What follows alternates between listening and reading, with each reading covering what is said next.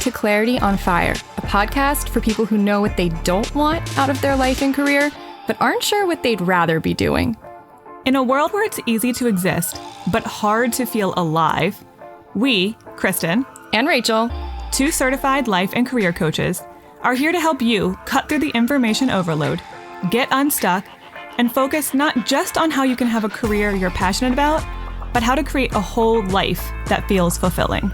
So join us here, where we serve up inspiration and down-to-earth wisdom in a way that only two best friends can. We want you to experience the relief of knowing that, yes, you're allowed to want more out of your life and career. And no, you don't have to wander through the dark anymore. Our job is to light the fire that shows you the way. Let's go.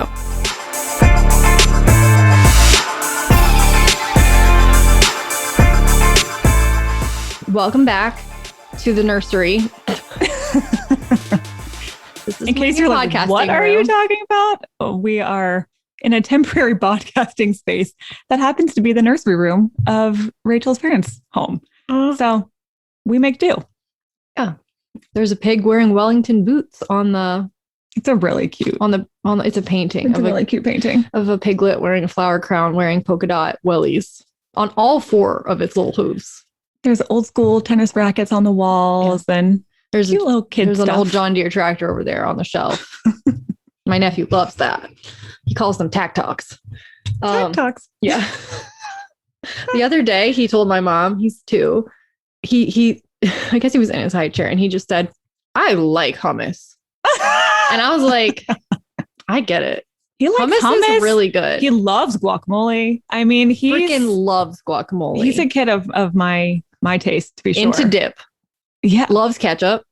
You've seen him eat ketchup. He just straight up like eats it like off the French fry and then and doesn't eat the French fry. It's pretty uses impressive. The French fry as like a utensil for ketchup. Sure. I mean, I do love condiment.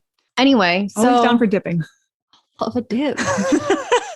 Okay, so we're side chatting today about something that I have thought 1% about before we hit record. So that's the whole point of this is we just talk and like, who knows what's sometimes come out more than 1%, but not so much. Sometimes, not this time, not last time either. I don't think we talked about just riffed. Yeah. Okay. So I'm just going to dive in. What came up in a recent conversation I had with a client? I think this was with a client. I don't know who. So if you know who you are, you can tell me, but I don't remember. It was a really good question. And I was going to save it for Dear Rachel. And then I was like, I think we might have more to say. Mm-hmm. Maybe, I hope more than 10 minutes. I don't know. That's when never hard talking, for us. It's not hard to go past 10 minutes. But it goes something like, how do we know when to trust our own thoughts? Mm. And I think this is a great question just in general to dive into, but the specific conundrum that my client found themselves in was, do I actually want to like burn everything in my life down and walk away and start over? Or is that some sort of impulse that's more symbolic of something deeper going on that I need to examine? Like, how do we know when our impulses are legit and our thoughts can be trusted and when it's maybe they're leading us astray? Mm-hmm. Okay. I like this question a lot. The way my brain is processing this in real time, I want to answer it based on that example. And then I want to see if... I think we're going to have more things come up when it's just in general. How do we like create a good filter and foundation for knowing when to trust your own thoughts? Right. But I think some of what I'm thinking here might apply more universally, but I want to... Okay, that's fine. That's why we need an example, because I think it gives it context. So I know from my own experience, and also I've had a lot of client conversations where we start out with nothing's working and I just want to burn it all down and try something completely different and up and move and quit my job. How many times have I had that impulse? Sure. I've had it too. So I know how this conversation goes in my own head and with clients. Mm-hmm. And I will say, when that's the thought, when it's something like shut it all down, burn it all down, something completely different, I would be hesitant to take that seriously unless it keeps recurring. Now, I know for myself, I have that thought when I get overwhelmed. So when it feels like there's too many demands on me, when there's too many people needing a response from me, or there's too many things on my to-do list, that's when I'm like, I want to go and I want to move to a house in the woods where I can be alone and have no responsibilities. And I want to burn all this down. And then tomorrow I feel fine again. Right? So there are times when whatever emotion you're experiencing gets so intense that the thoughts in your head feel like urgent action is necessary. And I don't know that I always trust that unless day after day after day after day, you keep thinking, I really want to change something. I really want to change something versus just in the moment reactionary. Yeah. I think that applies more than just in this context. Oh, I definitely do. Okay. So you just said one of the things that should be like a filter for if you can trust your thoughts or not, which is how long have you been having the thoughts? If you've had an impulse last week to quit your job and burn everything down, to me, that might not be as trustworthy as I've had this feeling for 5 months and it will not leave me alone. However, I'm going to have caveat after caveat for this because there's no clear rule book that I can create for you guys. Also, Scarlett definitely followed us upstairs and is currently sniffing under the door. And what did I just tell you? She never comes up here, but no one else is home.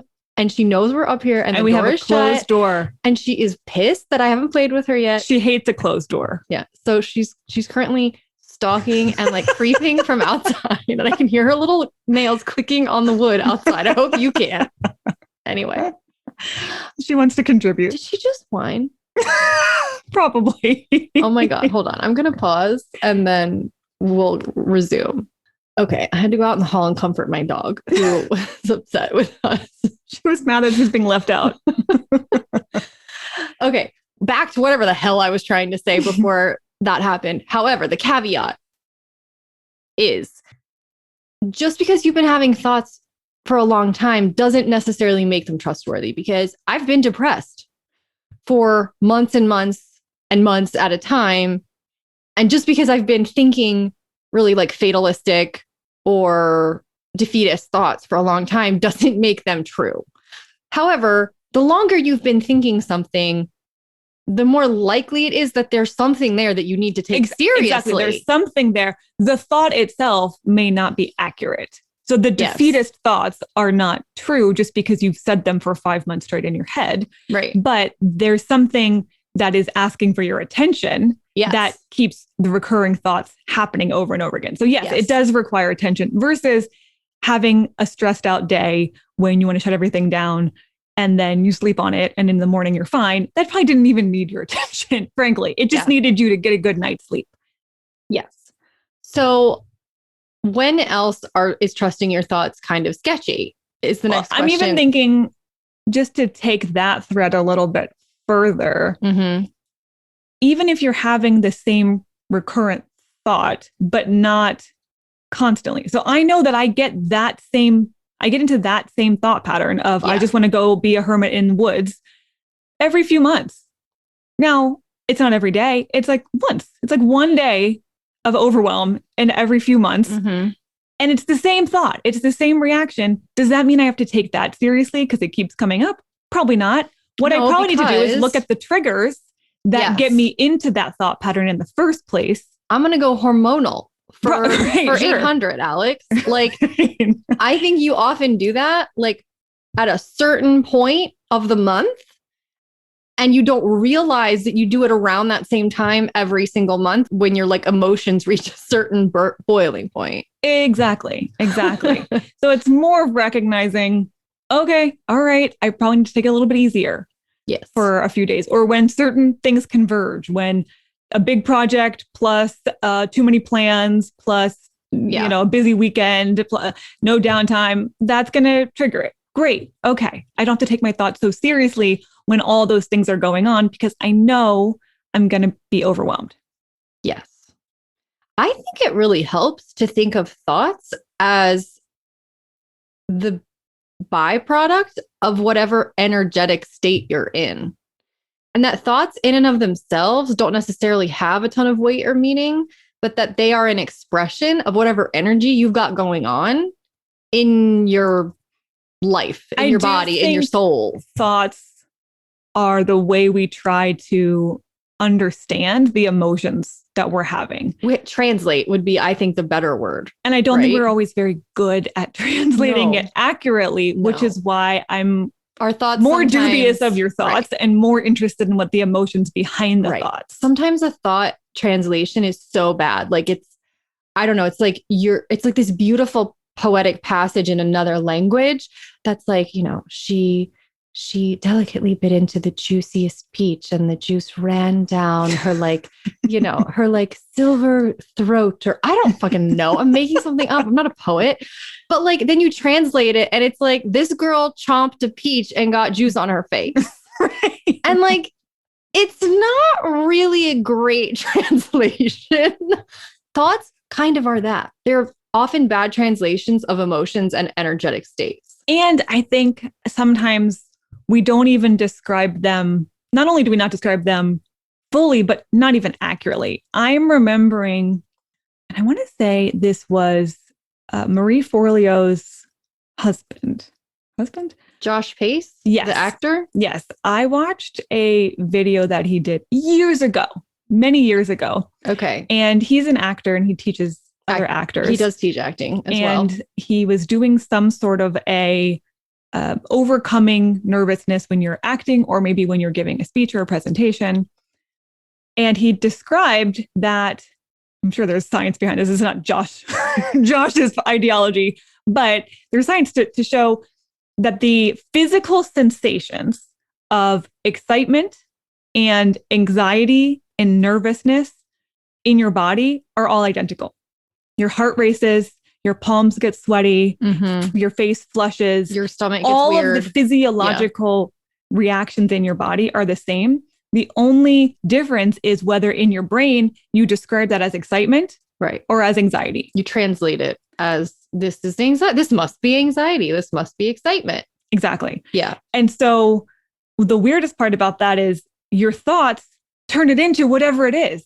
Yeah. So he said, if you're feeling anxiety, you could tell yourself, I'm excited, because it's the same response.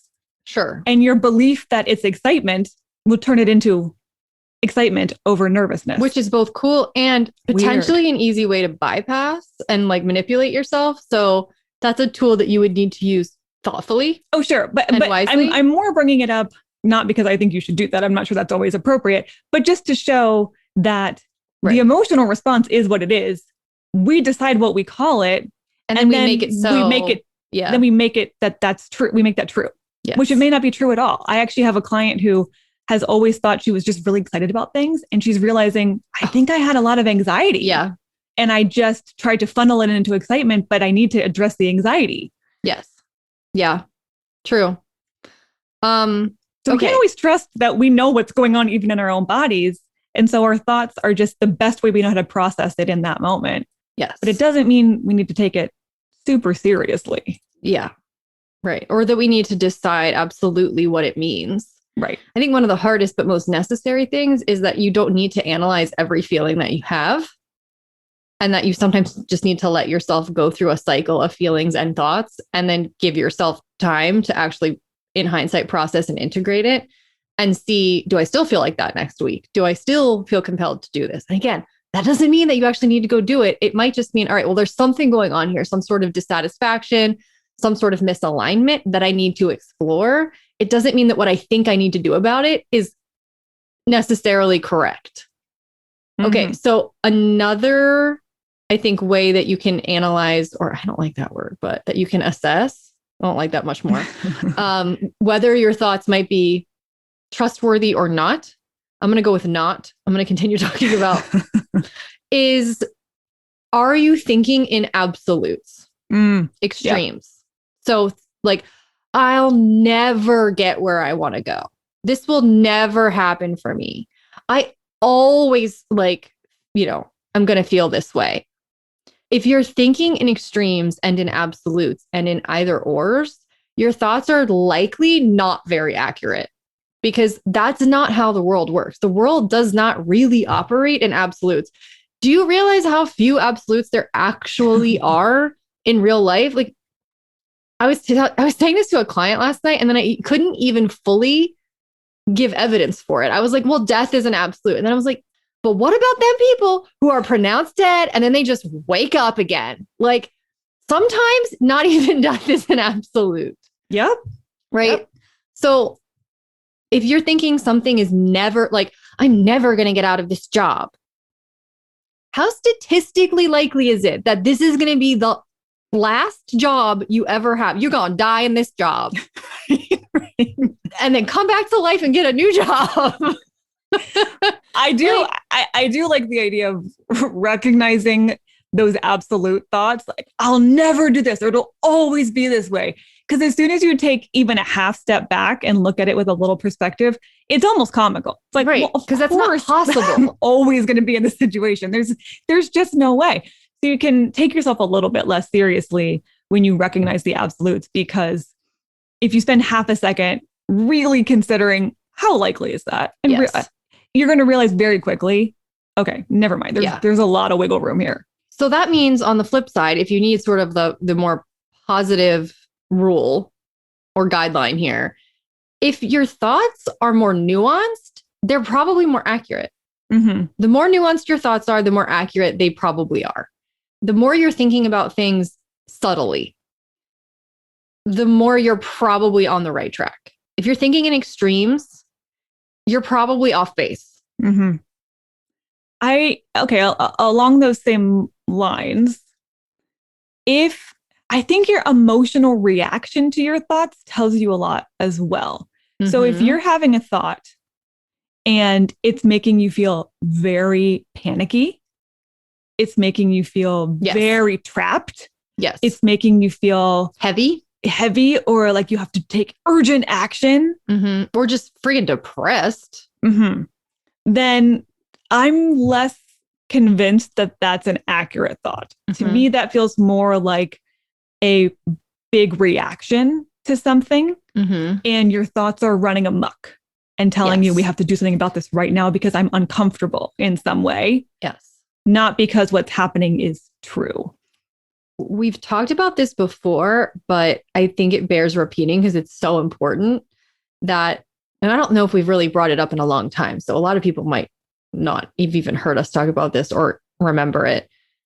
Your feelings are a barometer for truth and accuracy. Mm-hmm.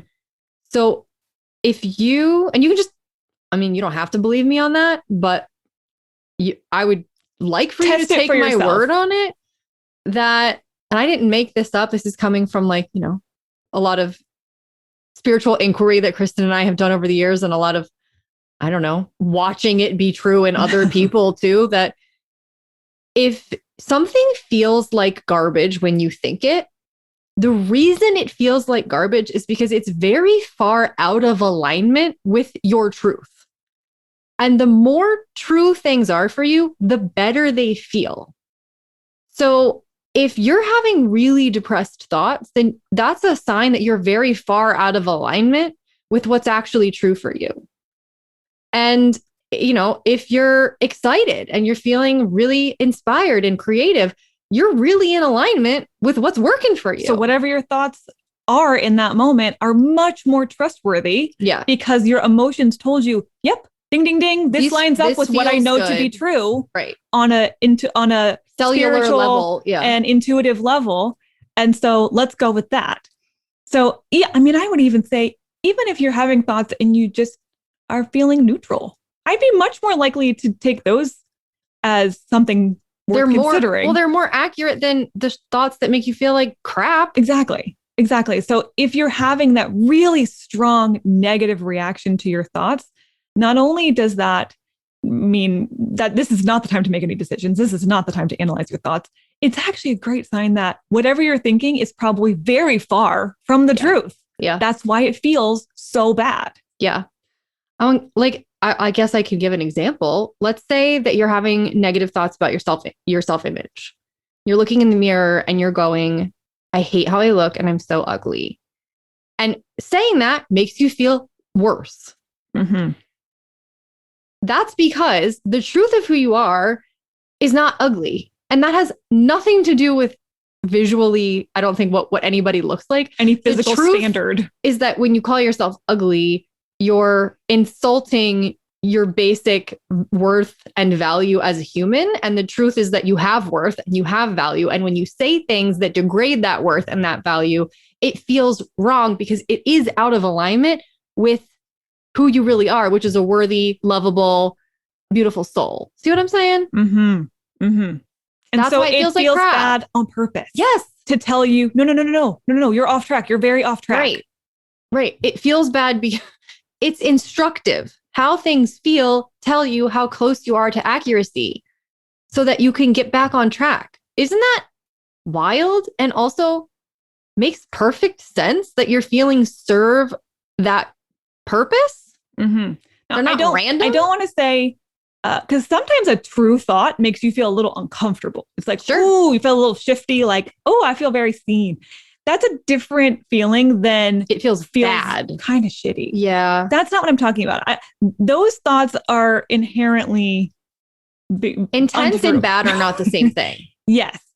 And mildly, like maybe a little bit vulnerable. Yeah. That might be a sign that you're having a thought that is shining a light on something that maybe you don't want to see, but is important to see. Mm-hmm. That's okay. Doesn't mean it's comfortable, but that's what a lot of coaching is. That's what a lot of therapy is let's look at something that might be hard to look at sometimes, but the exposure to the truth will help you heal that or help you shift that.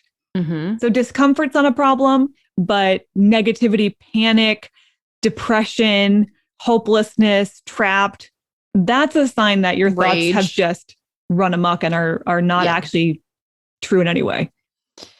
Now, I'm going to give an example because I feel like I would be thinking this if I were listening. Like, let's say someone betrays you in some way and you feel incredibly sad and upset and angry and maybe vengeful. And that doesn't feel good.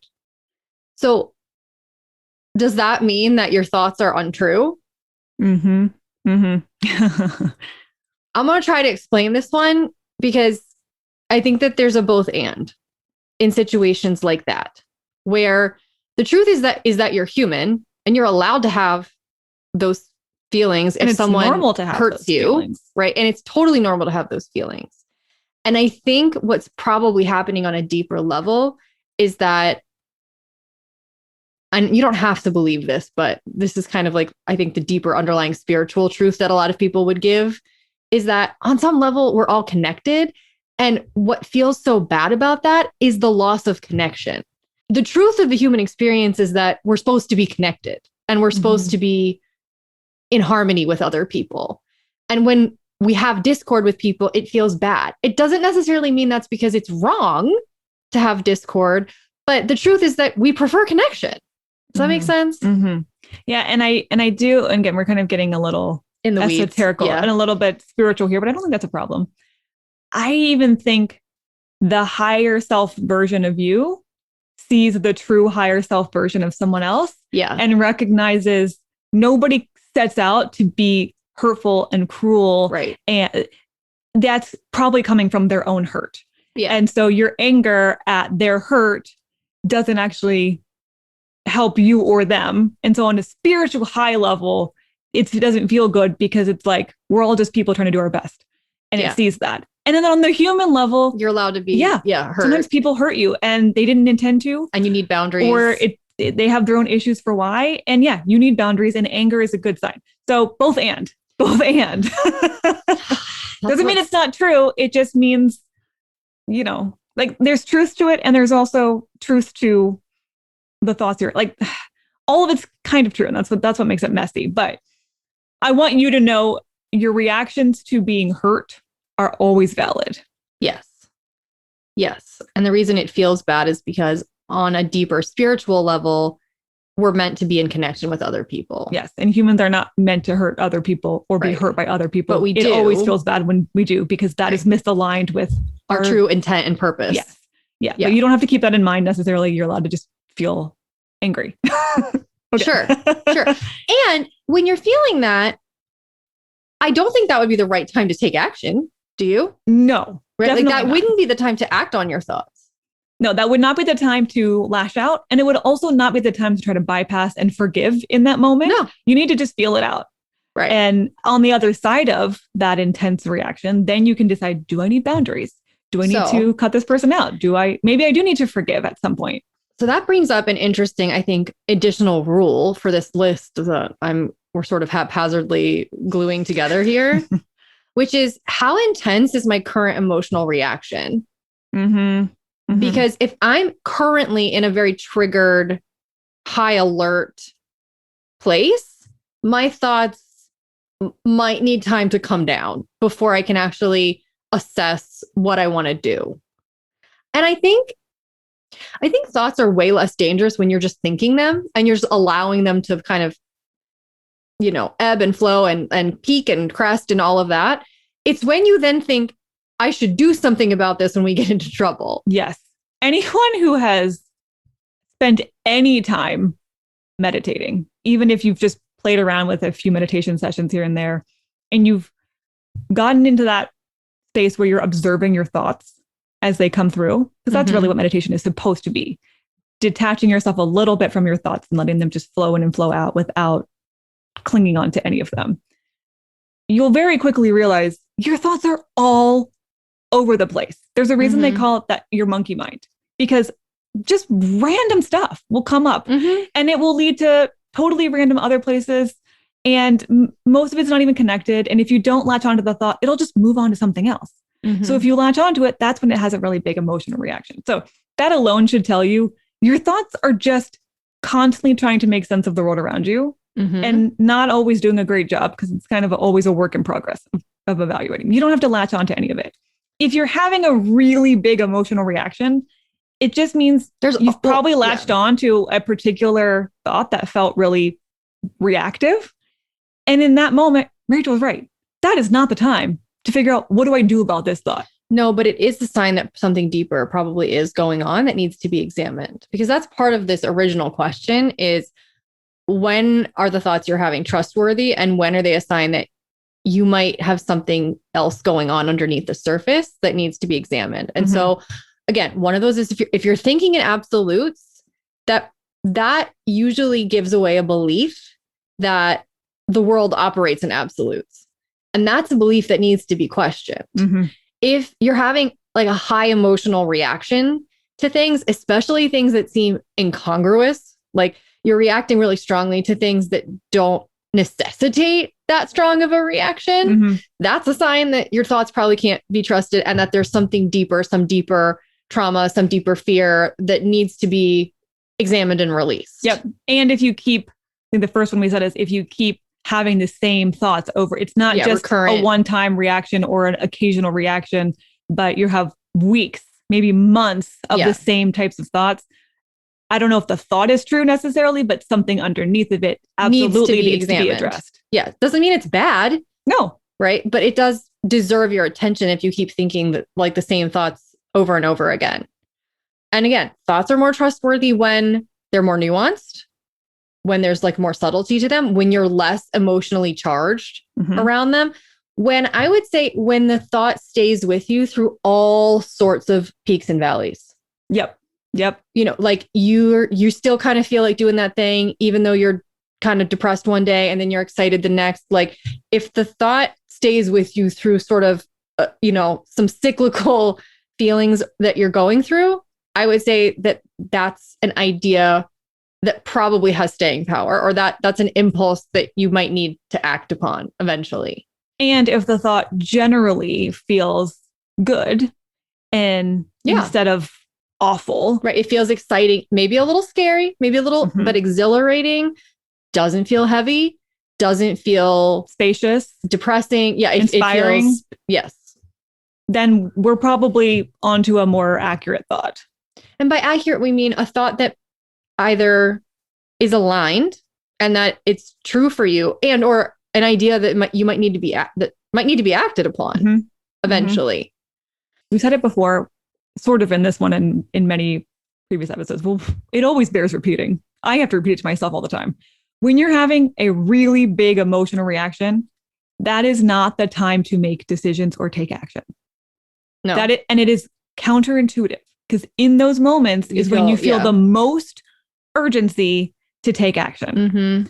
I can't tell you how often I have to remind myself, Kristen, this is not the time to do anything about this. Mm-hmm. And so I feel like because we've talked about intense reactions and big and thoughts that feel like they are requiring action right away, I feel like just bears repeating in this conversation.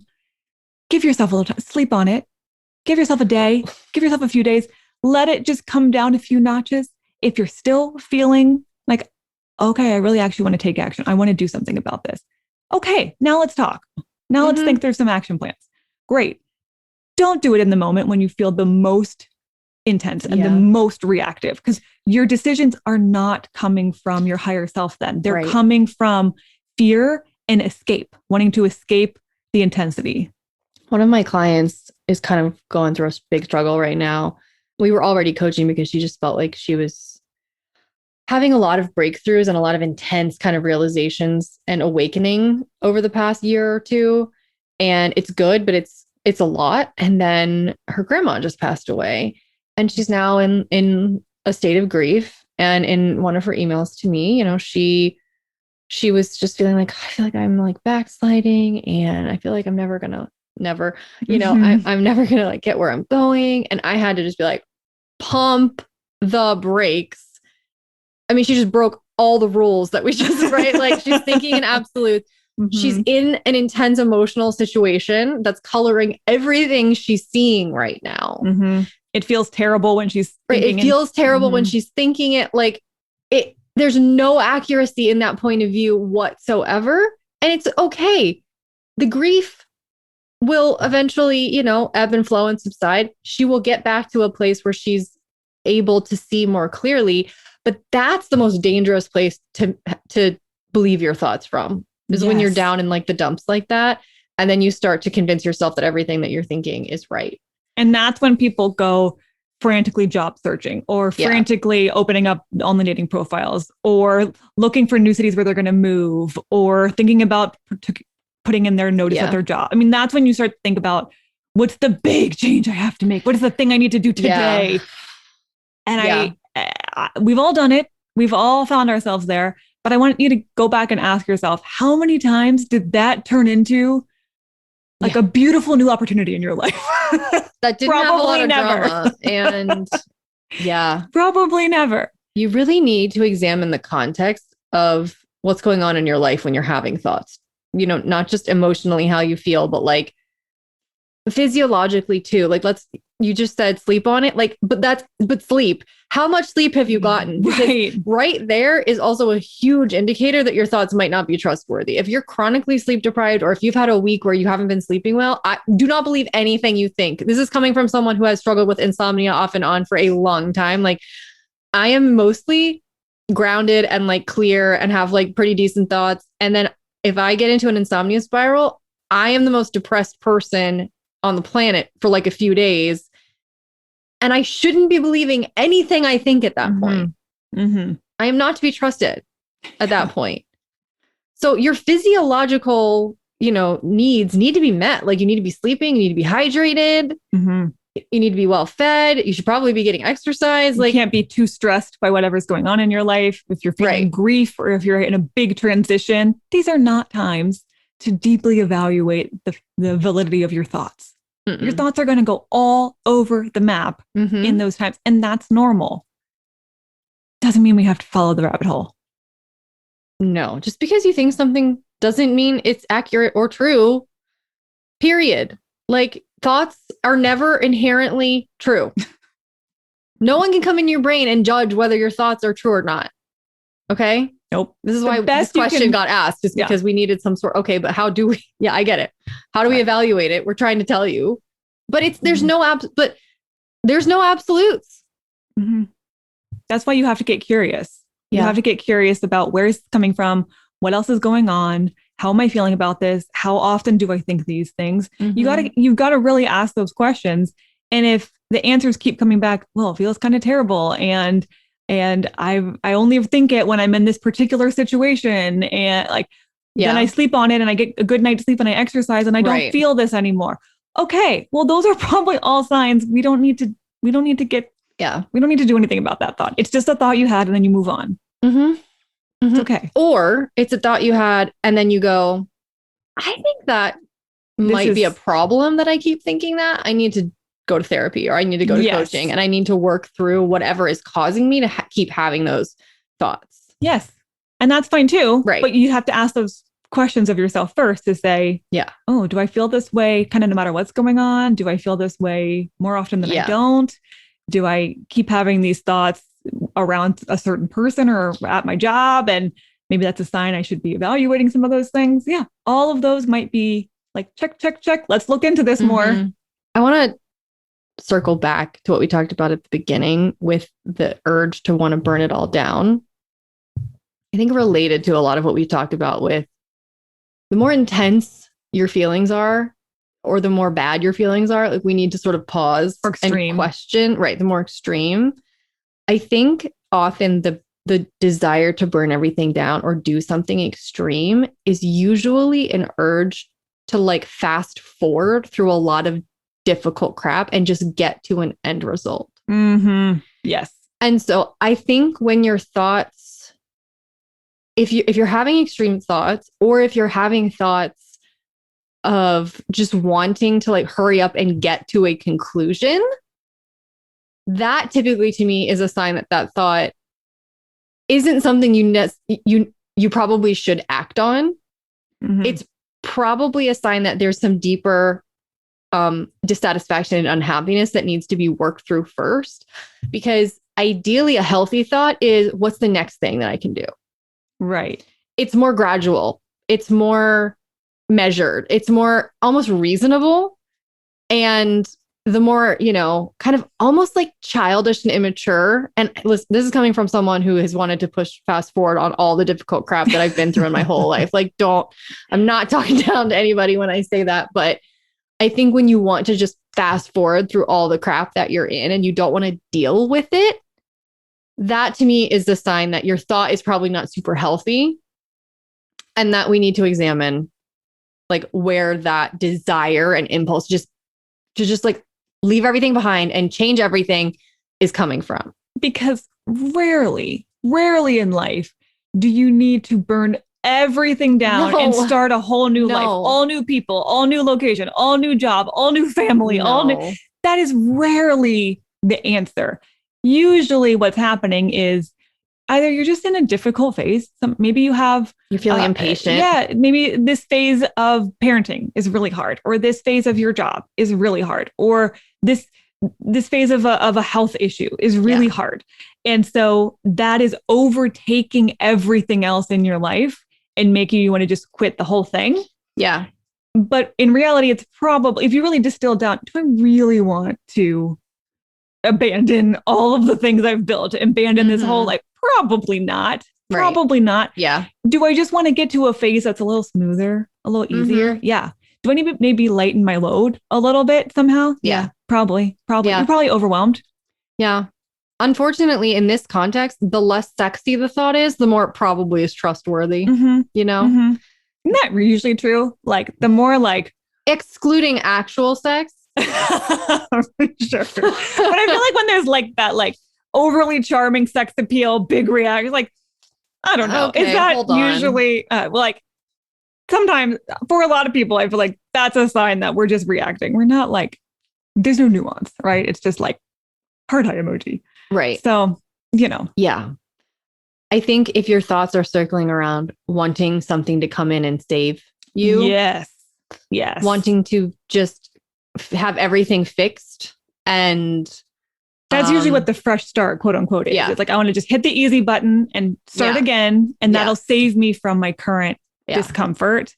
That's not a healthy answer. You know what I keep thinking as we're sort of wrapping this up, because I think we must be wrapping this up now, is I don't think ultimately the right word is trustworthy or not trustworthy. I think the right way to think of this is how healthy are my thoughts and how unhealthy are my thoughts. And should I act on them or should I not? Yes. Should I take them that seriously or should I just kind of move on? Yes. So, healthier thoughts are usually more measured, nuanced thoughts that are higher energy, like they're creative, they're inspired, they're excited, they're calm, they're peaceful. That's what I would put in the realm of pretty healthy thoughts. I'm imagining, and they're not about you. Okay. That's one last thing I want to add to this list is that the healthier the thought, your thinking is usually centered around what you want to do or what you did. Like, maybe you feel like you failed, but a healthy thought around failure is, you know what? I made a mistake. I messed up. I can try again. An unhealthy thought is I am a failure. It's taking everything personally. It's internalizing like the things that you did. It's believing what you do and who you are the same thing. So that's unhealthy thought.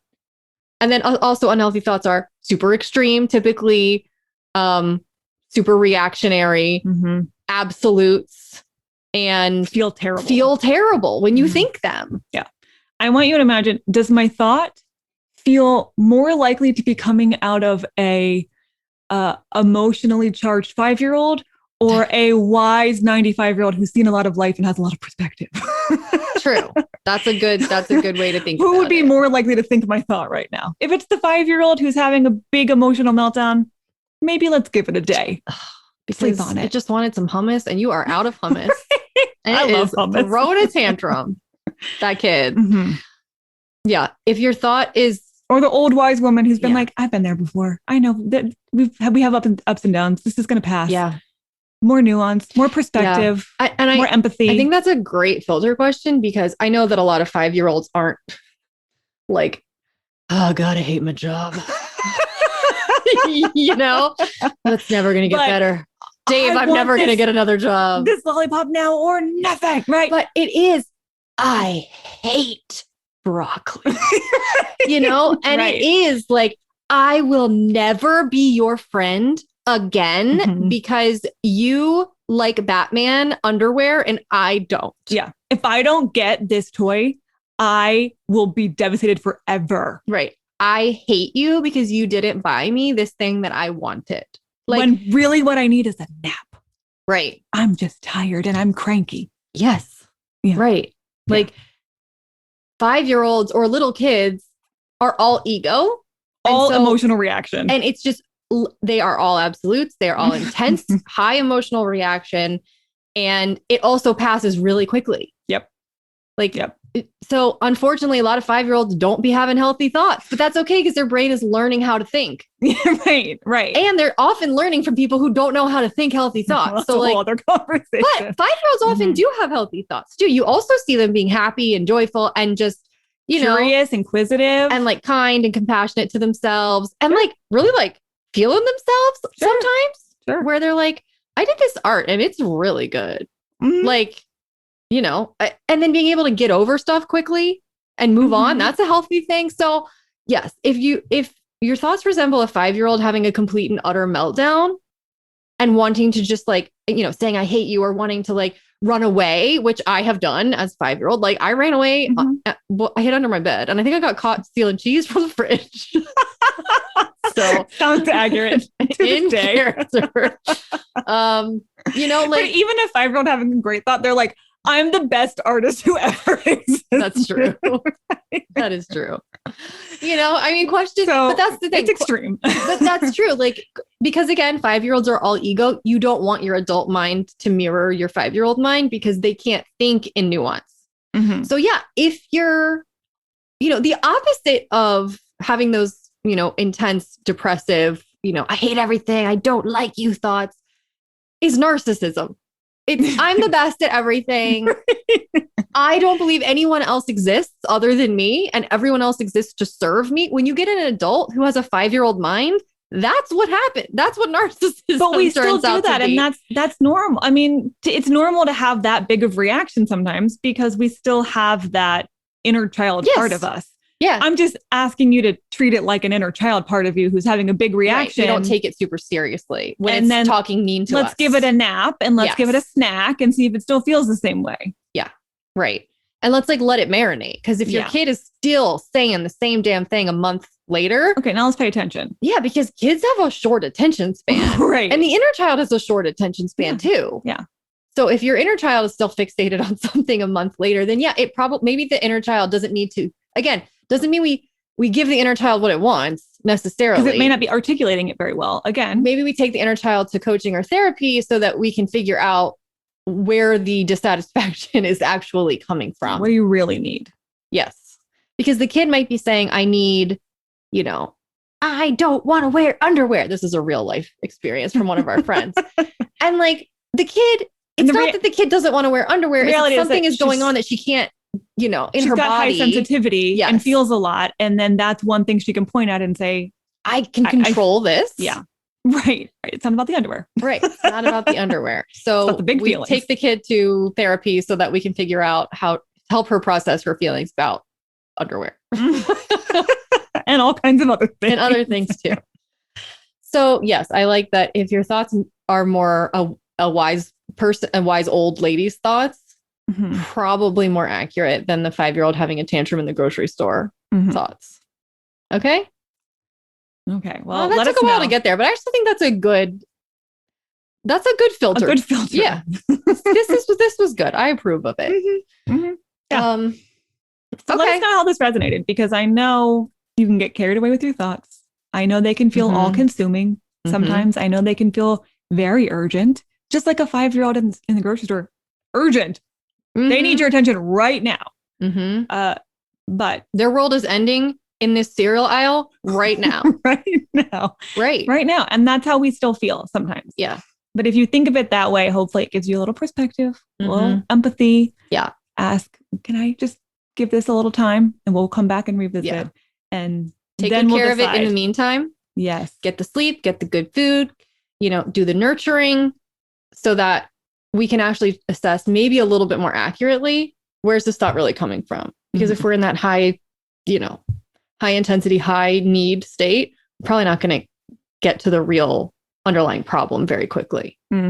So, all right. Well, so as always, leave a comment. Love to hear your thoughts on this. And we will be back next week with a expert interview. Yeah. So it's been a while. Yes. So I invited someone who came on the podcast 3.5 years ago, like in 2018, Emily Liu. She is a former recruiter and she's a coach. She's trained at the same coaching school Kristen and I went to. And she made a post on Instagram a couple of weeks ago about the difference between job searching, sort of like the old way of job searching versus the new way of job searching. And I think particularly now post-pandemic, I think the job world is so different and it's changing so quickly that I was like, I need you to come back and tell people how to job search in 2022, like in this day and age. Her interview the first time around was so good. It was so helpful. It was so actionable. Yes. I have sent people to that many, many times when they're in the throes of the job searching world. I cannot wait to hear what she has to say about how post-pandemic job searching. That some of that might still be true. Some of that might have changed. And we are in a whole new world here. So if you are in that boat, or if you know of someone who is job searching, you're going to want to send them to this one. I think so. It's very relevant. I haven't done it yet, but I'm pretty sure you're going to find it helpful. I remember our first time around and Emily Liu was on point. So I trust that will be true this time as well. Okay. So from, let's help that inner 5-year-old who's just so tired of going to work. Let's help that kid find a better job. All right. We will be back next Friday. See you then.